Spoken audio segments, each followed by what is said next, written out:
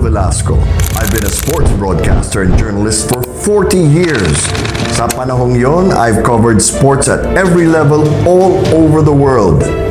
Now, I'm on the hunt for the hidden moments of the games everywhere, turning points, curious events, and unusual personalities of every sport. Samahan niyo ako as I find your favorite secret sports stories.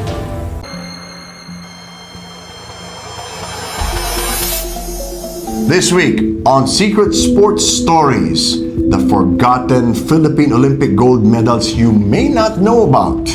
On July 6, 2021, Hidilyn Diaz lifted a personal best 224 kilograms to win the country's first Olympic gold medal. Hindi natin siya malilimutan. It was an indelible moment in Philippine sports history and also made her a hero and incredibly wealthy.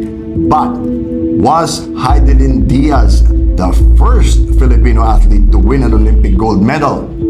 The answer is no. Meron na pong nauna. In fact, athletes from the Philippines have won at least 3 more Olympic gold medals that we know about. 2 of them are on this week's episode. Just under 100 years ago, racism made it very difficult for Asians and Asian Americans to get into sports in the US. Victoria Manalo, the daughter of Filipino chef and musician Teofilo Manalo of Orani, Bataan, and English housemaid Gertrude Taylor, could only afford swimming lessons by the time she reached the age of 10. Hindi po sila mayaman. Born in the Soma district of San Francisco, Vicky was not allowed into the exclusive Fairmont Hotel Swimming and Diving Club.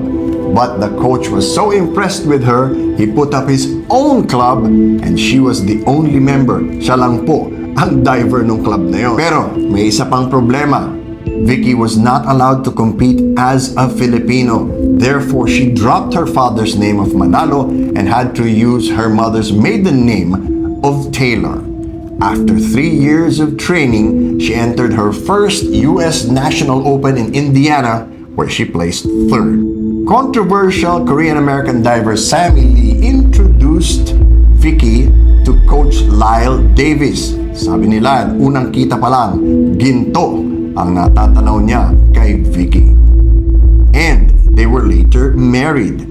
Despite the stress of racism against Asians and Asian Americans, more so during World War II, they still won 4 more national championships until 1948. That same year, the Summer Olympics were revived in London after 12 years of being cancelled due to the war. Now, Vicky Manalo Draves was not a favorite. In fact, she was an underdog. She didn't even top the U.S. national tryout. But with another surge of tenacity, Victoria Manalo Draves won 2 gold medals.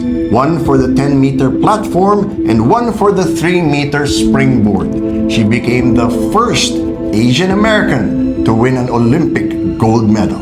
25 years after London, Vicky was inducted into the International Swimming Hall of Fame. In October of 2006, the Victoria Manalo Draves Park was inaugurated in her hometown of San Francisco. It is the only park named after a Filipina in the US. If not for the overt racism in the United States, Victoria Manalo would have received the same training and probably have won those 2 Olympic gold medals for the Philippines. Right after London, she received an invitation from President Elpidio Quirino, and she and Lyle spent a week in Malacanang. Throughout the rest of their lives, Vicky and Lyle fought for Filipino immigrants and their education. And that's this week's episode of Secret Sports Stories. Next week, we're going to reveal to you how a rebellion gave birth to a pro basketball league you are familiar with. I'm Bill Velasco. See you next week on Secret Sports Stories.